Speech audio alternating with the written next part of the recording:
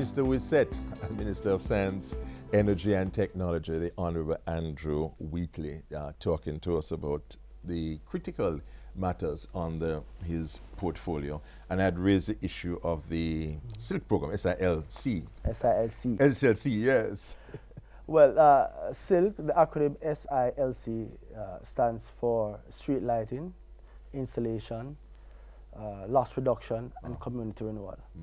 It's a comprehensive program that seeks to bring up to scratch, up to pace, communities that are currently lacking the proper infrastructure as relates to lighting. So the first part of the program involves the putting up of street lights, the installation of street lights, and that will help with the security aspect. Absolutely. All right? Installation is the rewiring of homes to ensure that they can have proper access to electricity. So it's not just a street lighting Not program. just a street light, it is the rollout of the entire infrastructure, the basic infrastructure, along with the street light, and also the wiring of homes. Okay. And what that does, it reduces loss reduction on the part of JPS because it removes the need for the tropes, because the houses are now properly wired and can connect to the system properly. And also there's a component that speaks to the empowerment, the training of these persons so that they can be more employable. And so we are looking to have that social component involved as well. And we are bringing to them a number of different options. There are persons who will not be able to pay on a monthly basis, for example, $2,500 per month, but they're able to pay a daily $150, for example. So there'll be the postpaid option as well.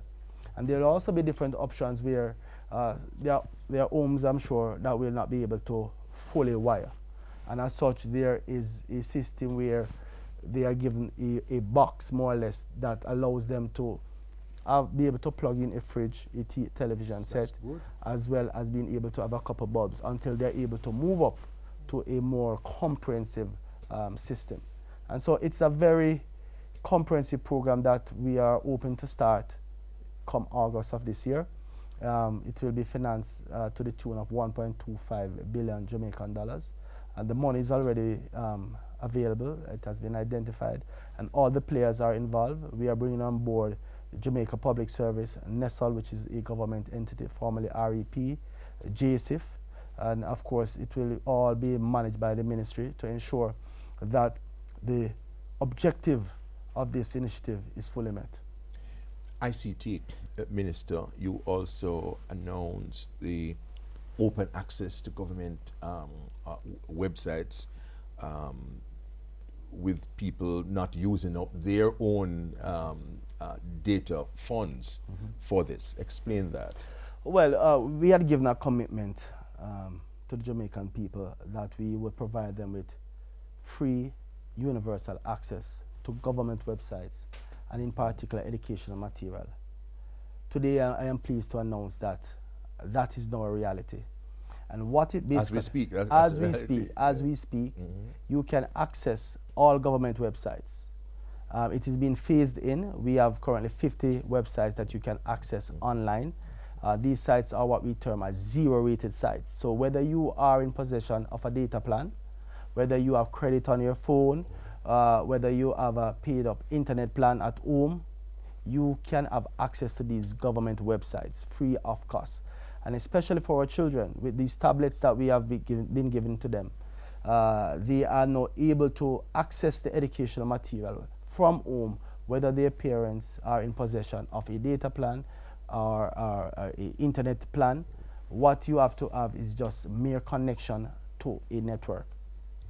So a cell phone, a smartphone, being connected to a network can act as a mobile hotspot for access for the tablet. And people want to do business, tax business, other critical... Yes, some of the very important sites that persons will be able to access at no cost. The RGD, to register birth, deaths, do business with PICA, yes, the process of applying for a passport. The Tax Administration General, of course, the process of paying taxes. It's more easier to do the taxes online. There are other government websites, the Ministry of National Security, the Ministry of Justice, the Ministry of Health. GIS Yes, is also on the list of sites to be zero rated. And so it is part of the general thrust of the government to ensure that we develop what we term a digital society.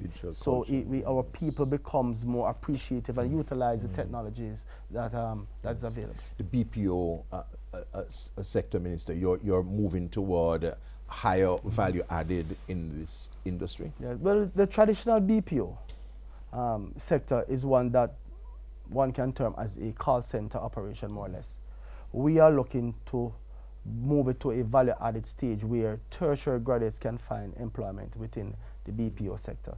In fact, the government is also looking to launch its own BPO initiative, what we term as BIG, B-I-G, BPO in government, where we will be setting up our own BPO to digitize government materials. There are a lot of information out there that needs to become digitized, and so the government will be pushing that aspect, and it will be creating employment opportunities for a lot of young people as well. Good. You're also working on a science, technology, and innovation policy. Yes. This ministry is a multifaceted ministry in where we have to tackle the issues from a number of different angles. And firstly, we are going to establish a science and technology and innovation division within the ministry to drive the whole process of science and technology. This will be under the guidance of the National Commission on Science and Technology. We believe that as a country we have not paid enough attention to science and technology.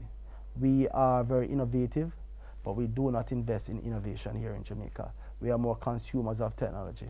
And I'm sure that a lot of our graduates are disappointed that we have not taken the initiative to establish research and development as a priority and provide the necessary funding. And so we will be putting in place that policy and of course provide the necessary support to not just talk about science and technology, but support science and technology. In fact, we have been talking about the marijuana industry for some time now, and there's a lot of anxiety, there's a lot of anticipation out there as to how the marijuana industry is going to evolve here in Jamaica.